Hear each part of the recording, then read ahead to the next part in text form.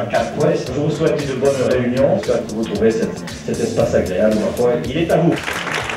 Docteur Xavier Pomereau, vous êtes aujourd'hui un grand psychiatre spécialisé dans les crises graves de l'adolescence et des jeunes adultes. Ce soir, nous vous recevons à Cap-Ouest. Au sein de ce lieu, nous avons créé l'espace parentalité. Le thème de ce soir, être parent, un jeu d'équilibriste entre autorité et liberté. Quelles limites pour les enfants et les adolescents? Moi, je vais vous donner mon opinion, qui est faite en effet de mon expérience, mais aussi de rencontres avec des parents. Chercher les limites, définir des limites, donner des limites aux enfants, aux adolescents. Au départ, ça ne veut pas du tout dire ligne de démarcation. Le mot romain, il définit la bande de territoire qui distingue deux terrains adjacents. Et entre les deux terrains, il y a une bande de terrain qui n'appartient ni à A ni à B, qui est en quelque sorte la zone frontalière.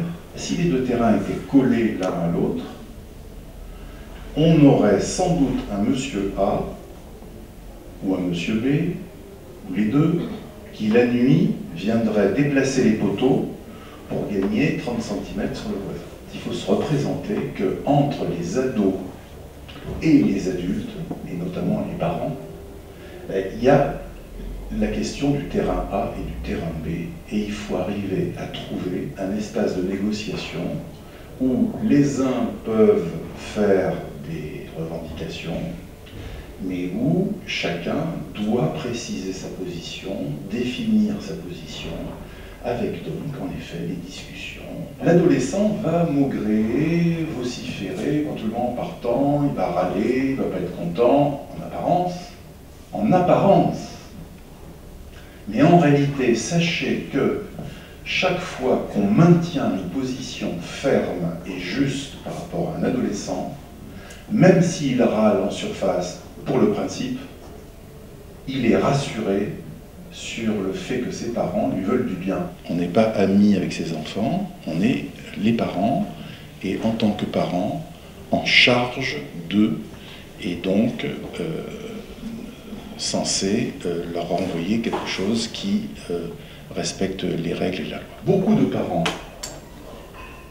ont très peur de perdre l'amour de leur enfant s'ils lui disent non. Souvent, le parent qui est avec l'enfant, que ce soit le père ou la mère d'ailleurs, lorsqu'il y a séparation, a tellement peur de perdre également l'amour de son enfant qu'il en rajoute, il ou elle, en rajoute dans les cadeaux, les dons et la consommation. Et là, on a des situations terribles. Il faut pouvoir dire non à un enfant. Imaginez des parents qui consomment, qui fument des cigarettes, et qui diraient à Élodie, leur fille, « Nous t'interdisons formellement de fumer ». C'est compliqué. Qu'est-ce qu'il va falloir trouver comme compromis si on fume soi-même? Bien, mon conseil, c'est d'abord, de pouvoir admettre que c'est un travers qu'on a, qu'on regrette d'être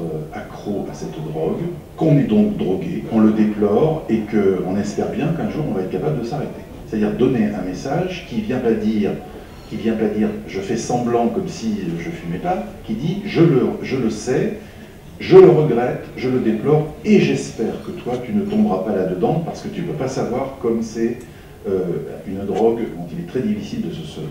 Mais ça ne suffit pas. Il va falloir trouver un compromis qui implique aussi soi-même. Et d'après moi, le meilleur compromis dans ce genre de situation, c'est de dire nous allons déclarer que la maison est un espace sans tabac. Mais pour tout le monde, ce genre de dispositif est très efficace sur l'intégration de la règle. Ça ne va peut-être pas empêcher l'adolescent de fumer. Malheureusement, vous ne pouvez pas l'empêcher de fumer. Dans la plupart des établissements scolaires, il faut qu'il y ait un self-service avec une file d'attente. La file est commune entre élèves et adultes. Jusque-là, d'accord. Le problème, c'est que de temps en temps, certains professeurs s'octroient le droit de doubler impunément les élèves et en disant oui, j'ai des copies à corriger. Hein. Non mais qu'est-ce que c'est que ce cirque? Comment voulez-vous qu'un adolescent puisse accepter de se faire doubler comme ça sans brancher? Ça ne va pas du tout comme système. Mais quand on y réfléchit, élèves et adultes ne sont pas des citoyens à égalité dans un établissement scolaire, par ailleurs. Pourquoi donc ne pas faire comme au ski une file pour les professeurs? Dans les collèges où ça se fait, ça ne pose aucun problème. On ne fait pas semblant d'être à égalité, on définit des positions claires, précises, anticipables, et ça convient aux adolescents. Ils ne sont pas contre les règles, ils sont contre qu'on fasse semblant, si vous voulez, de certaines choses, qu'on leur dise que, voilà, non, on est tous égaux, on est tous pareils. On n'est pas tous égaux, on n'est pas tous pareils, c'est pas vrai. Ne perdez pas de vue que si on veut le respect des ados, il faut aussi leur proposer des choses respectables. Ils sont très sensibles, les ados, au fait de savoir ce qu'on pense, nous, de leurs attitudes et de la façon dont ils se comportent. Il y en a peut-être parmi vous des gens qui croient en effet que les anniversaires, ça se passe avec un gâteau. Les collégiens qui vont à un anniversaire vont être confrontés à la présence au minimum d'alcool. Si vous êtes parent d'un adolescent de moins de 16 ans, vous ne laissez pas votre maison ou votre appart pour organiser une fiesta. La plupart des parents sont très gentils, nos enfants ne sont pas battus. Ils sont trop choyés. Normalement, l'argent de poche, c'est des dépenses qui sont considérées comme superflues, comme accessoires, comme une liberté pour l'adolescent qui doit apprendre ce faisant à se gérer lui-même, car ça n'est pas en l'empêchant d'acheter des cigarettes qu'on va l'empêcher de fumer. Il ne faut pas utiliser le registre du chantage en réduisant l'argent de poche, sous prétexte qu'avec l'argent de poche, ils peuvent faire n'importe quoi. Qu'est-ce qui se passe avec les nouvelles technologies? Il se passe que ça modifie, ça pulvérise complètement, vous avez bien vu les registres de la communication. Ce n'est pas possible de leur laisser les appareils numériques nuit et jour, parce que sinon ils ne vont pas dormir. Pas d'ordi dans la chambre, en tout cas la nuit, chez les moins de 16 ans. Sinon, comment voulez-vous qu'ils résistent? Il faut absolument que dans les règles de la maison soit annoncé le principe que la nuit, tous les appareils de ce genre dorment, et portables aussi, et hors de la chambre. Alors non, mais parce que ça me sert pour ma musique, etc. C'est mon réveil. Non, il faut être... Alors, les mamies, acheter des réveils.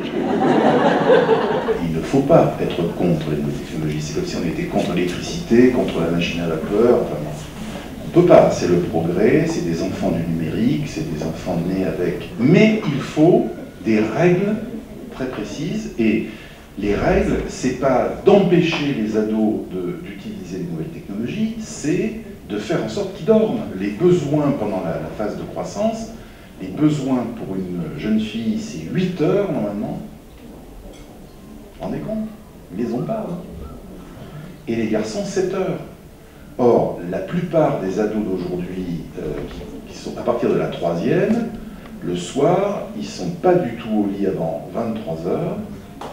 Ils font leurs petites histoires Facebook et compagnie, minuit. S'il faut se lever à 7h moins quart, ils manquent de sommeil sur le plan alimentaire.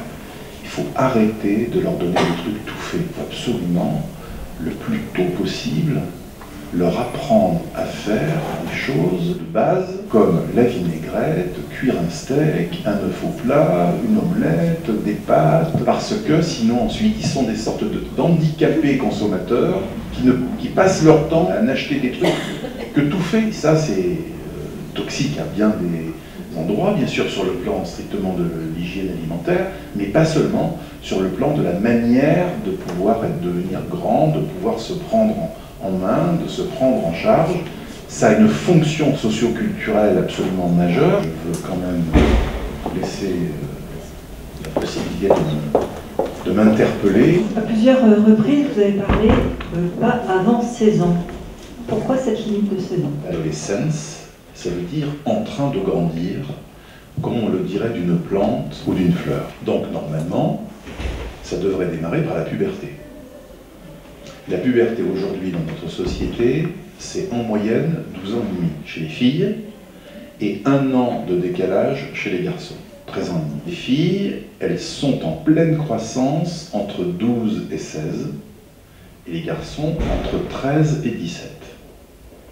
Ça, c'est l'adolescence biologique. On sait bien que l'adolescence sociale, elle est autre, elle commence avant, puisque les grands enfants se sentent déjà aspirés par les coutumes, les us et coutumes de la planète ado, et les plus de 16 ans sont souvent encore dans des modes de vie qui sont en fait des modes de vie adolescents. Seulement c'est très compliqué, si vous voulez, de gérer, dans la mesure où la loi fixe à 18 ans la majorité, de gérer des adolescents de plus de 18 ans comme on gérerait des adolescents de 15 ans. Et je vous remercie en tout cas de votre attention.